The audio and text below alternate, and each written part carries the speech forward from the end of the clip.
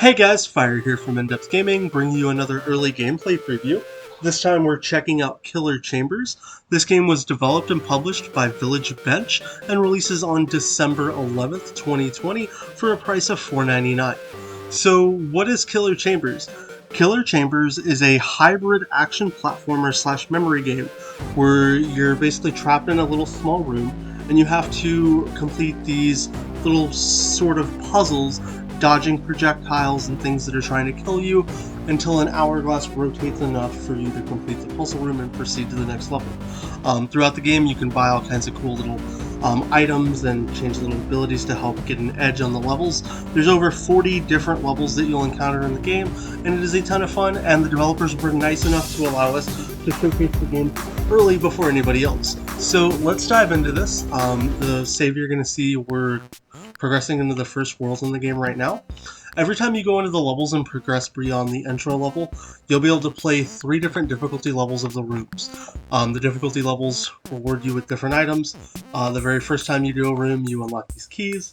Second time you unlock coins and then diamonds. And that just increases the currency you have to unlock items in the game, as well as, progress further and buy better gear to kind of improve yourself. So I'm not going to show you the very first introductory world because, to be honest, the characters and protagonists that you interact with, it's some really comical and rather entertaining chats that go back and forth. So I'm going to let you discover that first room, but we will dive into the, a couple early rooms, let you see a little bit of the back and forth banter, and, get your idea and take for the game. I will let you guys know that this game will be a little easy initially, but it will ramp up in difficulty rather quickly, so you do need a little bit of patience with this game. But with all that said and done, let's dive into the first level. So as you play the levels, you'll have the little banter back and forth between your characters. It is extremely comical. I encourage you to read along. As you play, the story between them kind of develops. It's really funny, but the base principle for the game is quite simple. You navigate with your analog stick, either moving left or right, or ducking down, and then using the A button to jump on your controller. It's really simple controls. You just have to ramp up your movement and speed as the puzzles increase in difficulty.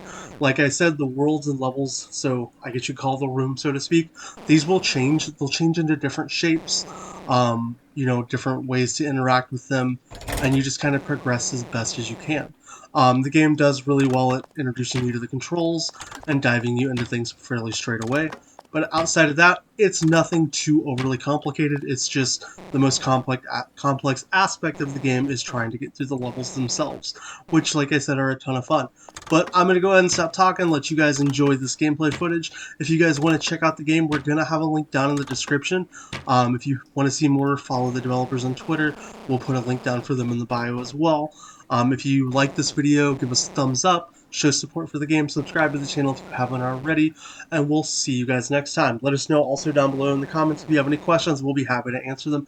Maybe we can get the developers to help answer some of them as well. Outside of that, I hope you guys have a wonderful day.